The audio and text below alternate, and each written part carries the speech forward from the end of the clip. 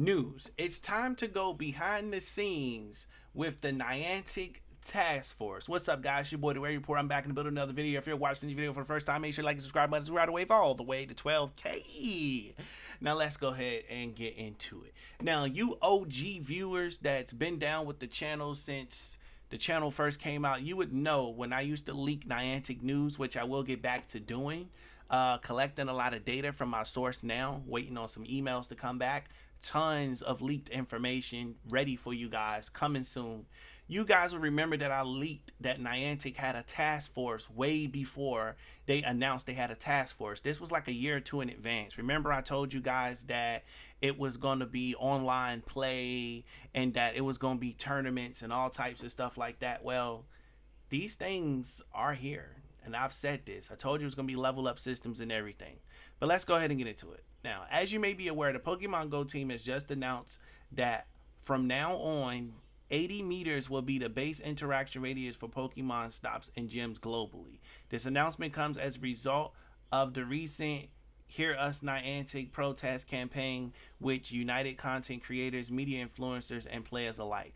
Today, we want to share a bit of the backstory behind this change, including parts of the discussion we and many other content creators had with Niantic employees and members of the Niantic Task Force.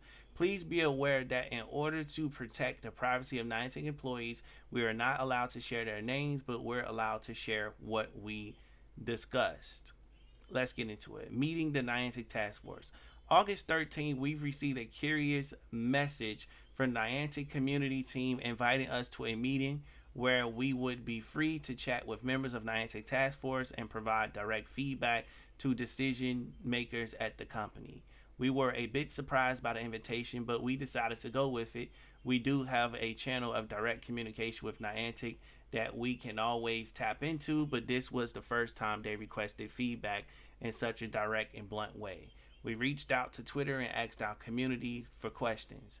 If you had the ability to share something with the Niantic Task Force, what would be your feedback? How would you solve the Pokestop distance interaction problem? Asking for a friend, share your feedback below. Now, did we ask these questions and forward your feedback? You bet we did. Here's what we've learned during our hour-long conversation with Niantic. Increased interaction distance was launched too eagerly.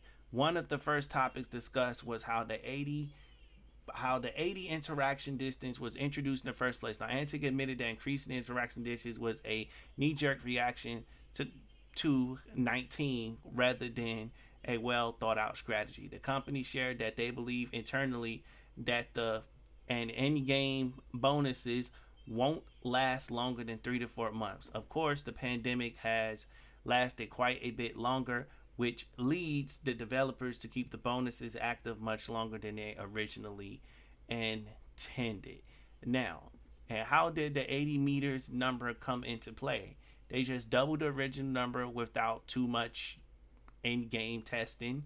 This seemed fine at the moment, but the devs expressed concerns after more playtesting. Open space worked better than streets and urban areas. The original 40 distance was picked after some playtestings, and it felt right and it worked well within the GPS accuracy limitations. Niantic shared that they are not happy with the decision they made, mostly because the increased distance interaction is in direct contrast with the company's vision that promotes exploration and movement. We were shown pictures of how Pokestops interactions looks 40 meters and from 80 meters of distance, and we must say that the difference is quite staggering. In most cases, 80 meters is too much for Niantic's taste, as players can barely see the Pokestop, and they are often objects that obstruct the view: roads, trees, signs, etc.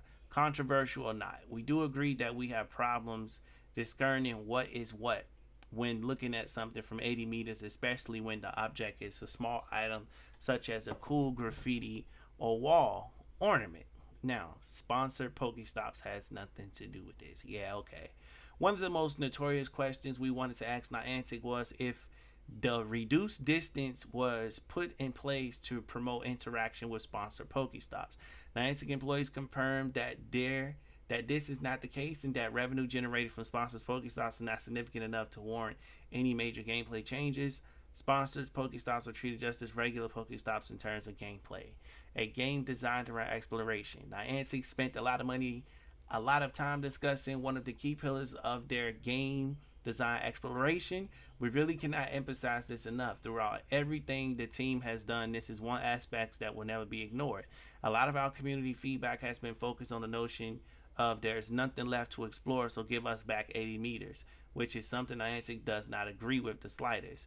They did not outline any plans or upcoming features, but they did confirm that their core mission is to get people outside and playing, moving forward and mending the relationship with the community. As the meetings with Niantic wrapped up, it seemed rather obvious from our standpoint what should be done.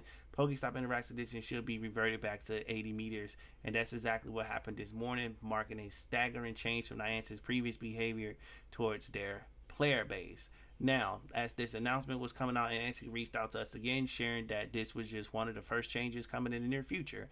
Thank you all for your input and meeting with us. The task force was discussing your feedback that this change was great. Quality of life improvement has been heard.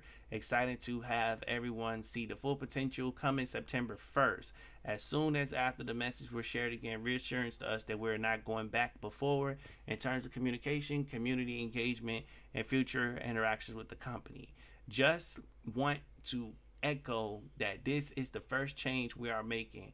There will be more to come in the coming days. We will also share the full proposal, including recommendations around the product, communication, and community engagement prior to September 1st with your feedback. We hope this is a step in rebuilding the trust and partnership with our great community.